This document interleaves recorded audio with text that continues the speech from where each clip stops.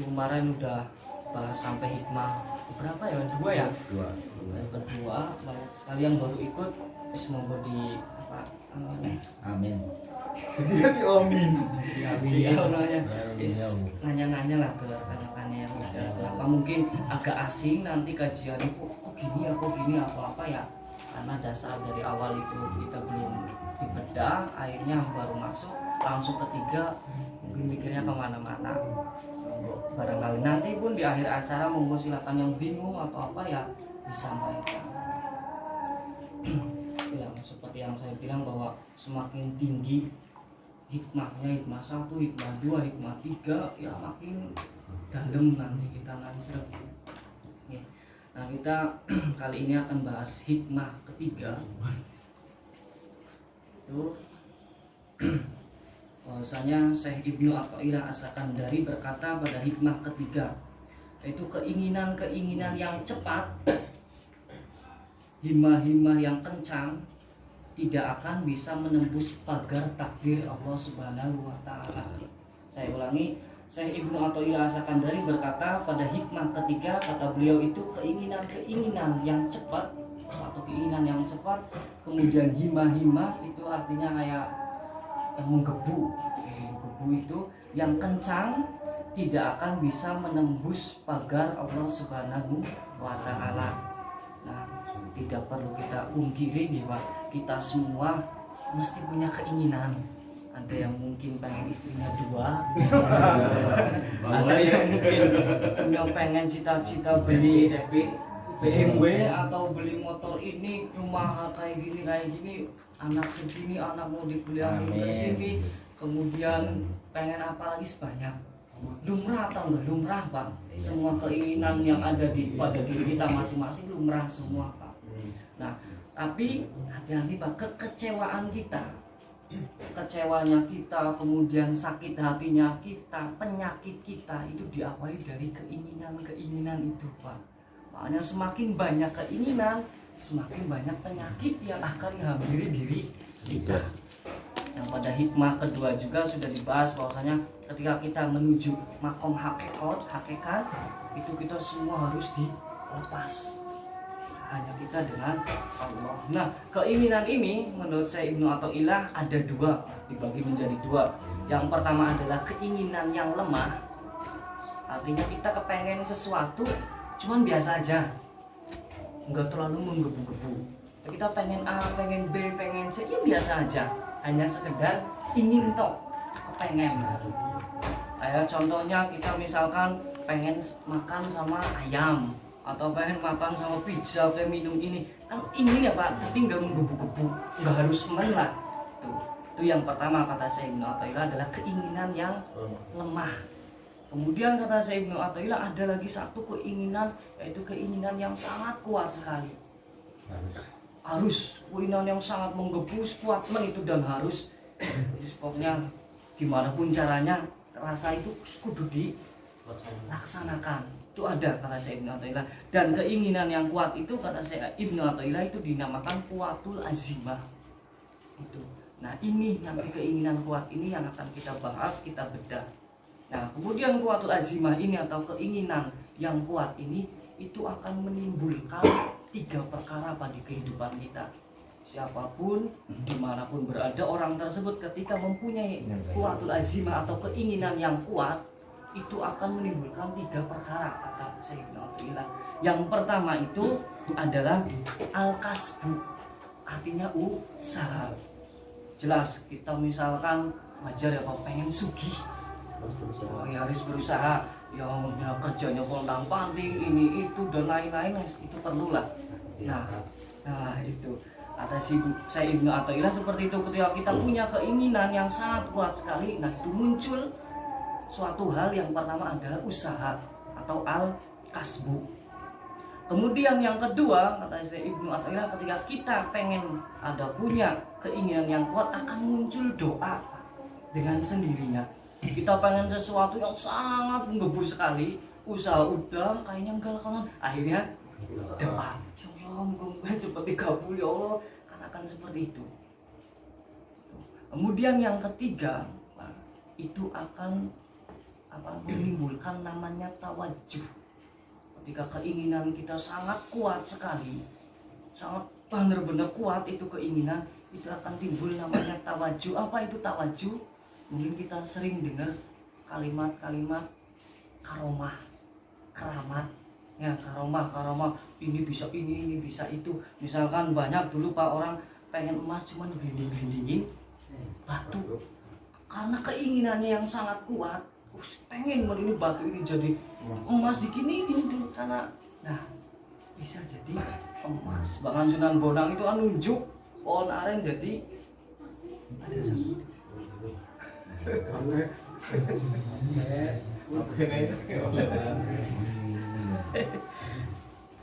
Nah itu akan menimbulkan tawajuh tadi Pak. Saking kuatnya kita celetuk sampai misalkan hal yang aneh apa keluar muncul Pak. Itu ketika kita punya keinginan yang sangat luar biasa. Nah ketika munculnya tawajuh itu kepada orang-orang soleh itu dikatakan karomah. Nah udah dengar karomah itu berasal dari keinginan yang sangat luar biasa kuatnya Pak.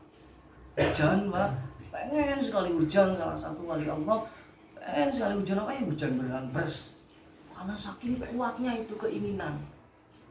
Nah kemudian keinginan tawajuh itu keluar dari orang-orang yang kurang baik, itu disebut namanya dari istiroj. Maka dari itu kelebihan atau kesaktian itu enggak hanya untuk orang-orang yang tekun ibadah, kemudian ya, imannya sama Allah kuat sesuai dengan syariat Islam. Kolong pun Pak, ketika tawajuhnya kuat, jadi Pak. Orang misalkan dikatakan dukun, dikatakan ini, dikatakan itu, enggak pernah sholat, enggak. Tapi tawajuhnya dia kuat sekali, keinginannya sangat kuat, jadi Pak. Itu kata Sayyidina Athaillah. Nah, tapi jadinya keinginan itu, tawajuhnya muncul, nah itu disebut istiroj Pak, fasik artinya. Tawajuh yang keluar dari para aulia Allah atau kekasih Allah yang sesuai dengan syariat Islam, agama Islam itu disebut karomah. Tapi tawajuh yang keluar dari orang-orang yang apunten yang misalkan meleweng atau apa itu istiraj. Jadi kesaktian dan apapun itu akan muncul kepada semua orang Pak. Ketika tawajuhnya beliau kuat sekali. Misal saya pengen punya ilmu ini, dilakoni puasa, kuat sekali keinginannya. Jadi Pak, saya pengen misalnya dibaca enggak keinginannya sangat kuat Pak. Dia puasa, dia tirakat ini itu, ketika dibaca benerannya enggak masalah istirahat itu tadi tawajuhnya itu. Nah, ada Ibnu Athaillah tiga tadi yang timbul dari keinginan. Yang pertama adalah usaha, doa dan tawajuh itu tidak akan berhasil kalau bertentangan dengan takdir Allah Subhanahu wa taala. Jadi usaha kita kerja pontang-panting dan lain-lain, pengen sugih, kita keinginannya kuat sekali pengen sugih. Kita pontang-panting kerja Pak, siang malam malah 24 jam. Nah, kalau itu bertentangan dengan takdir Allah, enggak mungkin Pak sugih itu. Mungkin kita sering lihat ya Pak, banyak orang 24 jam malam kerja, pagi kerja, sore kerja, yang sugih-sugih. Banyak nih Pak. Karena apa? Bertentangan keinginan beliau itu bertentangan dengan takdir Allah. Kalau Allah menetapkan kamu orang ini, ya akan seperti itu. Doa pun sama Pak. Yang kedua kan doa, ketika doa kita bertentangan dengan takdir Allah atau tidak sesuai dengan takdir Allah, kita doanya sampai nangis sampai apa pun, tetap Pak itu nggak akan kabul. Kita mungkin sering ya Pak doain, nggak kabul. Nah, karena bertentangan dengan takdir Allah Pak. Kemudian yang terakhir tawajuh, orang tawajuhnya kuat sekali jadi emas Pak. Kalau iya takdirnya enggak jadi emas, yang lecet tangannya wah ini baik bisa jadi malah itu Pak. Karena keinginannya yang terlalu kuat. Makanya orang yang ke arah sana atau stres atau itu ya aslinya dari keinginan yang terlalu sepandang Pak. Kebablas. Nah sekali lagi bahwa ketiga tadi keinginan yang kuat itu akan menimbulkan tiga perkara tadi, yaitu usaha, doa, kemudian yang terakhir adalah tawajuh. Namun ketiga itu tidak akan berhasil, tidak akan terjadi ketika hal tersebut bertentangan dengan takdir Allah Subhanahu wa Ta'ala. Itu menurut Syekh Ibnu Athaillah. Nah, lah kenapa ketiga itu tidak tidak berhasil kalau bertentangan sama takdir Allah? Karena kata Syekh Ibnu Athaillah, tiga tadi itu, poin tiga itu adalah termasuk asbab atau sebab. Dan sebab itu tidak menghasilkan bekas. Usaha kita, ya usahanya, dan enggak menghasilkan bekas, Pak. Nanti kita akan bahas itu masalah itu. Artinya tidak menghasilkan bekas gini, nggak benar, Pak. Contoh misalkan, ya tadi kita usaha pontang-panting mas pengen sugih, misalkan satu kuncinya pengen sugih, niat kerja pontang-panting sana sini kan itu berarti salah satu sebab ya Pak, kerja terus ini, tapi kan hasilnya nol misalkan, godos malah tambah banyak utang, tambah ini, tambah penyakitan dan lain-lain. Nah itu kata saya Ibnu Athaillah bahwa yang ketiga tadi, usaha, doa dan tawajuh itu termasuk sebab, dan sebab tidak menimbulkan bekas. Nah, kata saya Ibnu Athaillah lagi bahwasanya sebab ini adalah khodamul ahdar. Khodam bahasa itunya pembantu. Ini kalau dengar, oh ini punya khodam, ini punya khodam, ini punya khodam, itu pembantu, Pak. Nah, kata saya Ibnu Athaillah, katanya si ini yang tiga itu termasuk sebab, dan sebab itu termasuk khodamul ahdar. Artinya apa? Khodamnya takdir, pembantunya takdir katanya, Pak. Nah, saya bilang, kenapa pembantu? Namanya pembantu, ngapunten, Pak, yang nyuruh majikan gitu. Kamu mau keluar, ya nurut keluar. Kamu masuk, ya masuk, dan nggak bisa seenak sendiri. Nah itu Pak, bahwa sebab ini aslinya hanya sebagai pembantu si takdir ini. Dan kenapa kok dikatakan pembantu khodam? Nah, namanya pembantu otomatis akan diberikan ganjaran nih Pak.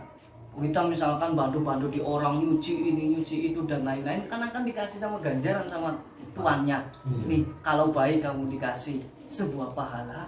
Kalau misalkan sebabnya itu usaha, doa dan tawajuhnya jelek, maka akan menghasilkan sebuah dosa.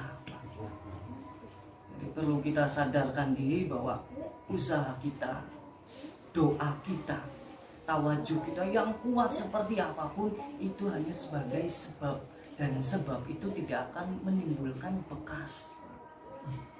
Kemudian usaha dan lain-lain itu kata saya Ibnu Athaillah itu khodamnya takdir, artinya hanya pembantu takdir itu biar takdirnya jalannya ini. Dan kenapa kita ganjaran dosa, pahala? Nah ini asbab ini. Ketika kita menyikapi takdirnya Allah ini, kita mau baik berarti kita akan diganjar sama Allah dengan pahala. Kita buruk perilaku kita akan diganjar sama Allah SWT berbentuk siksa atau dosa. Nah, kemudian kata saya Ibnu Athaillah, ini agak dalam lagi, siapa yang mengitikadkan dalam hatinya bahwa sebab itu memberi bekas, maka kata saya Ibnu Athaillah, orang yang seperti itu, saya ulangi, kata saya Ibnu Athaillah, siapa yang mengitikadkan, yang dia meyakini dalam hatinya, katanya sebab itu memberi bekas, katanya maka dia itu, kata saya Ibnu Athaillah, termasuk orang yang kafir. Contohnya, misalkan kita doa, misalnya paniam doa, ada yang sakit didoain sama paniam, sembuh Pak yang sakitnya, dan kita meyakini dalam hati, gara-gara doa paniam. Kata saya Ibnu Athaillah, seperti itu aja udah masuk ke dalam kategori kafir Pak. Harus hati-hati. Kemudian lagi yang kedua, barang siapa yang mengitikadkan di dalam hati bahwa sebab itu memberi bekas dengan kekuatan yang dijadikan Allah padanya, maka dia adalah fasik. Nah, orang ini yakin bahwasanya sebab ini enggak akan membekas. Contohnya ketika pisau, Pak, punten pisau itu landep nih, landep itu pisau. Nah kita dibelekan ke sini, nyeset enggak Pak? Nyeset, nyeset. Mana mas pisau? Nyeset ya, nyeset. Pak. Logika kita nyeset. Ya. Nah ketika kita meyakini bahwa itu pisau itu bisa nyeset, Pak, itu kata saya Ibnu Athaillah termasuk orang-orang yang fasik, Pak. Kita pisau itu bisa nyeset dan lain banyak, Pak. Debus, apunten, ya gesek begini kepeset enggak, Pak? Enggak. Ya, kita gesek ya mungkin nyeset, tapi kan berarti apa, bahwa sebab pisau itu aslinya enggak semuanya bisa nyeset, bukan karena pisaunya Pak, tapi karena Allah itu yang kedua, nanti kita bahas lebih detail lagi. Yang ketiga, dan siapa yang mengitikadkan di dalam hatinya sebab itu memberi bekas, kemudian yang hanya memberikan bahwasanya ini orang ini meyakini bahwa sebab ini tidak memberi bekas. Oh, kalau misalkan kita usaha kita ini itu biasa saja, yang itu Allah nanti, yang itu Allah. Nah kemudian yang hanya memberikan bekas adalah Allah semata, benar Pak. Jadi kayak tadi pisau digeset, oh itu mah Allah, ini luka atau apa, kehendaknya Allah, bukan karena pisaunya yang buat luka, itu Allah. Tetapi apabila ada sebab maka ada musabab. Itu artinya orang itu meyakini bahwa semuanya itu adalah dari Allah Subhanahu wa taala. Sebabnya apa? Ada itu kok gesrek ini, kok tabrak dan lain-lain. Nah, orang itu meyakini bahwa itu udah kehendak Allah, itu udah kehendak Allah. Tapi di dalam hatinya ada terbesit, kalau ada sebab mesti ada musabab. Ada pasti ada sesuatu, orang jatuh pasti kamu gara-gara kepleset. Orang ini misalkan penyakit ini pasti kamu gara-gara makan. Iya, misalkan, oh ini kunci manis kamu sering makan gula. Nah, orang yang meyakini seperti itu dalam hatinya, maka kata Syekh Ibnu Athaillah itu katanya orang yang jahil. Gitu ya, kamu penyakit itu ya, penyakit apa, kencing manis, gula batu, wah itu udah takdir Allah Subhanahu wa taala. Tapi dalam terbesit hatinya gara-gara gula kayak mesti, gara-gara ini, gara-gara ini. Nah orang yang seperti itu kata saya Ibnu Athaillah itu orang yang jahil, Pak. Kayak api misalkan ngebakar nih, bener Pak, semua saya yakin api itu mesti ngebakar. Tapi apakah waktu itu Nabi Ibrahim alaihissalam dibakar api, kebakar Pak? Kebakar enggak di ceritanya? Enggak. Padahal api dan kita yakin itu mesti ngebakar. Tapi Nabi Ibrahim di situ malah kedinginan Pak, di api. Berarti yang ngebakar apinya atau karena kehendak Allah? Nah, itu juga Pak, hati-hati kita. Kata saya Ibnu Athaillah, awas. Orang yang seperti itu yakin bahwa apa-apa Gusti Allah, tapi katanya mesti ada musababnya, entah itu api, entah ini. Nah, orang yang seperti itu katanya orang yang jahil. Kemudian yang keempat, kata saya Ibnu Athaillah, siapa yang mengitikadkan di dalam hatinya bahwa sebab itu tidak memberikan bekas, yang memberi bekas itu hanya Allah, kemudian semata-mata hanya Allah, adanya sebab belum tentu adanya musabab. Kayak tadi api belum tentu itu membakar, walaupun ya jelas api itu fungsinya ngebakar. Maka itulah orang yang bertauhid sebenarnya. Itu makanya aulia Allah, para wali Allah ngadepin jin, ngadepin singa, ya nyantai saja Pak. Walaupun ya logikanya singa itu bisa makan saya, tapi kok kenyataannya ngadepin singa ya nyantai, nggak dimakan, nggak diapa. Nah itu katanya bahwa itu kunci tauhid kita. Nah kita ada di posisi mana? Apakah kita ada di posisi 1, apa posisi 2, apa posisi 3, apa mungkin posisi 4? Udah benar-benar lillahi ta'alanya kuat sekali. Nah kemudian bahwasanya semua tadi yang al-kasbu, usaha, kemudian doa, tawajuh, itu diingatkan lagi bahwa tidak akan berhasil atau akan gagal ketika bertentangan dengan Allah Subhanahu wa taala. Keinginan kita yang sangat menggebu seperti apapun, Pak, kalau takdir Allah mengatakan ini, Pak, kita nggak bisa apa-apa. Banyaklah contoh di kehidupan kita sehari-hari, kita sering ini sering itu, usaha semaksimal mungkin hasilnya ceplek. Padahal saya udah ikhtiar berkali-kali kok gak ada hasilnya. Karena ya itu Pak, garis takdir Allah itu udah seperti itu. Kemudian tentang masalah usaha, nah, manusia ini kata saya Ibnu Athaillah dalam hal usaha, tadi kan ada 3 usaha, kemudian doa, tawajuh. Kemudian ketika dalam usaha ini manusia akan dibagi 4 golongan. Yang pertama, ada orang yang melihat atau meyakini rezeki itu dari Allah dan dari usahanya. Nah, kalau saya Ibnu Athaillah masalah usaha itu manusia ini dibagi 4 golongan, Pak. Yang pertama adalah golongan orang yang yakin bahwasanya rezeki itu datang dari Allah, tapi dari usahanya juga, Pak.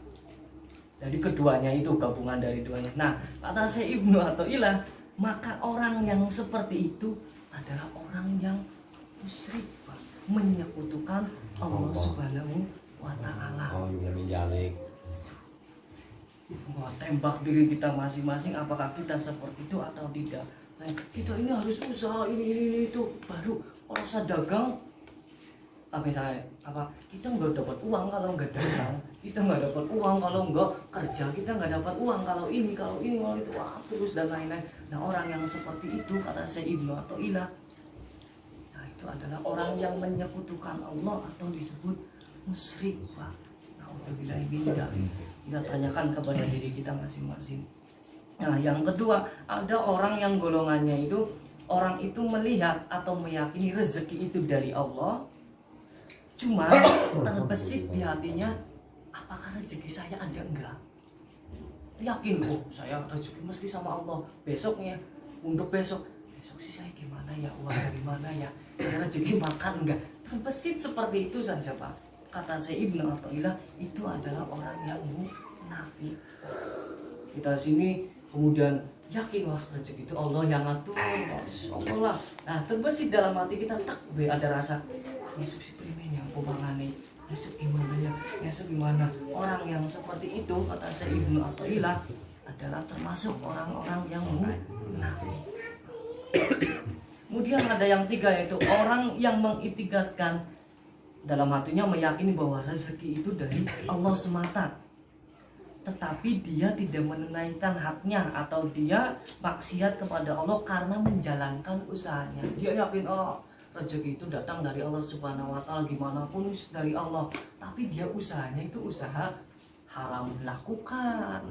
Misalkan segala apapun yang jelek dilakukan, 5 suap, ini rezeki dari Allah, suap. Kemudian itu katanya, kata saya Ibnu Athaillah, orang yang seperti itu maka orang fasik. Orang yakin bahwa rezeki itu dari Allah Subhanahu wa Ta'ala, mesti dari Allah, nggak dari yang lain. Kita ngelakuin usahanya itu usaha yang haram juga boleh, kemudian yang mudorot yang ini itu dilakuin semua, Pak. Nah, orang yang seperti itu kata saya Ibnu Athaillah adalah orang yang fasik. Kemudian yang terakhir, orang yang mengiktikadkan bahwa rezekinya dari Allah semata dan dia mengeluarkan haknya, artinya dia tidak maksiat kepada Allah ketika melakukan usahanya, maka itulah orang mukmin yang muklis atau murni ketauhidannya. Jadi benar-benar kita itu meyakini bahwa rezeki itu dari Allah. Kemudian kita enggak mandang masalah usaha kita ini, intinya kita yakin sama Allah bahwa rezeki dari Allah, dan jalan usaha kita itu bukan yang akan datangin rezeki, Pak, tetap Allah. Karena saya yakin semua juga merasakan kita usaha pontang-panting dan lain, hasilnya ya ceplek nggak sesuai harapan mungkin. Padahal usaha kita dibilang bisa maksimal mungkin lah, semaksimum mungkin. Tuh, Pak. Lillahnya itu kita kuatkan. Misalnya masalah iman itu Rasulullah SAW bersabda, antuk minabillahi, katanya orang yang beriman itu yang pertama adalah iman kepada Allah, yakin sama Allah. Allah itu sifatnya punya 20 yang wajib kita akui, 20 lagi yang itu. Kemudian yang kedua, minabillahi wa malaikatihi, malaikat, harus iman kepada malaikat, bahwa malaikat itu makhluk yang tidak Allah itu tidak ngasih kepadanya sebuah nafsu. Makanya malaikat itu aslinya malu Pak kepada kita. Ketika kita rajin sholat, rajin ini tunduk Pak.